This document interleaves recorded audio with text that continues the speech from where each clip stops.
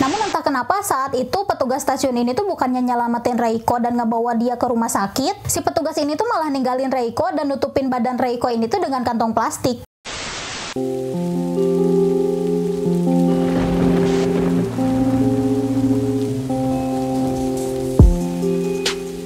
Halo semuanya, terima kasih udah ngeklik video ini.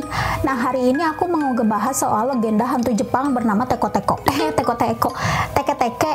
Nah, dari namanya aja udah unik kan? Tapi bukan namanya doang yang unik, melainkan bentuknya juga unik.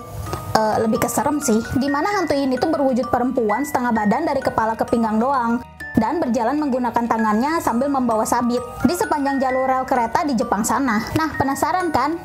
Oke, kita mulai aja tell-to-tell-nya. Jadi ini tuh cerita tentang wanita Jepang yang tinggal di Hokkaido pada era setelah Perang Dunia Kedua. Nama wanita itu adalah Kashima Reiko. Bukan Roiko ya. Nah, Reiko ini adalah seorang pekerja kantor di sebuah perusahaan di Muroran. Rutinitas sehari-harinya itu dia kerja pagi dan pulang malam. Karena biasa ya, orang Jepang di sana kan hektik banget soal kerjaan.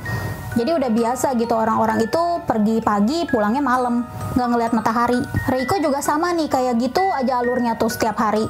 Sampai di suatu hari, yang namanya hari sial kan nggak ada di kalender ya. Dan Reiko ini juga nyusurin jalan yang biasa sehari-hari dia lewatin buat pulang. Nggak tiba-tiba random gitu dia nyari jalan tikus gitu, nggak. Singkat cerita, di tengah jalan Reiko ini tiba-tiba dihadang dan diserang nih sama anggota militer. Cuman yang nggak tahu yang nyerangnya itu satu orang, atau dua orang, atau mungkin satu peleton, atau mungkin satu batalion. Masih menjadi misteri.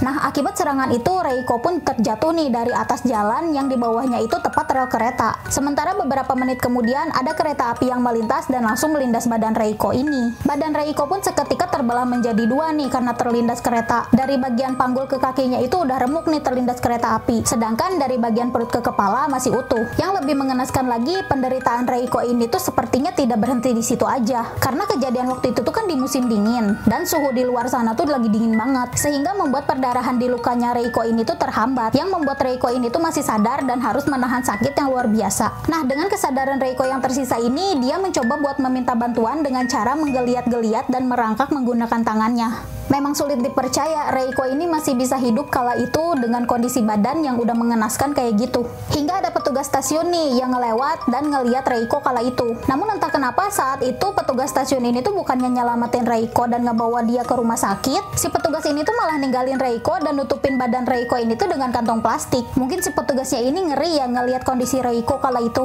yang udah sisa setengah dan isi perutnya itu kemana-mana. Dan akhirnya Reiko pun mengalami kematian yang perlahan-lahan dan menyakitkan pastinya. Memang bener ya, cowok itu nggak bisa diandelin. Yang satunya tiba-tiba nyerang dan tantrum, terus yang satunya ninggalin dalam kepedihan. Nah, karena meninggalnya yang kayak gitu, Reiko pun berubah menjadi roh penasaran dan penuh dendam. Terus kenapa hantunya disebut Teko-Teko?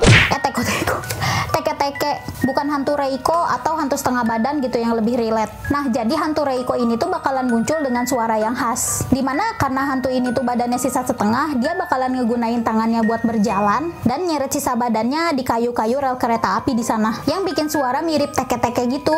Tahu nggak sih? Gitu. Relate gak sih? Kayak gitu.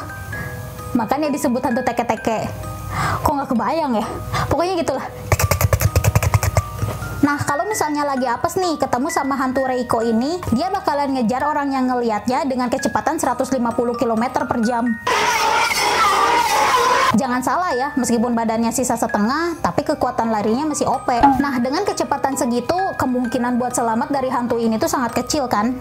Dan setelah si hantu Reiko ini menangkap korbannya, dia akan membelah korbannya ini menjadi dua bagian, sebagai bentuk balas dendam atas apa yang menimpa dirinya. Waduh, ngeri juga ya.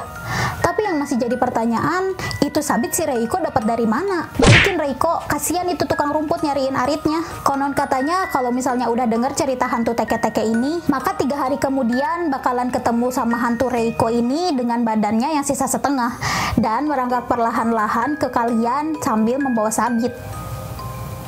Buar.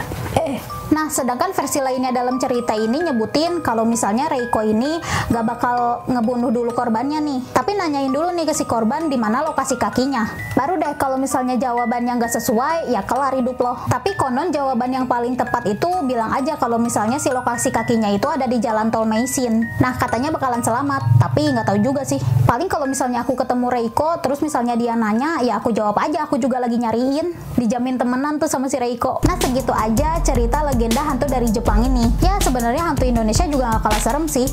Sekian aja video kali ini. Thumbs up kalau misalnya kalian suka, dan jangan lupa tinggalin komen buat ide dan saran video selanjutnya. Bye-bye!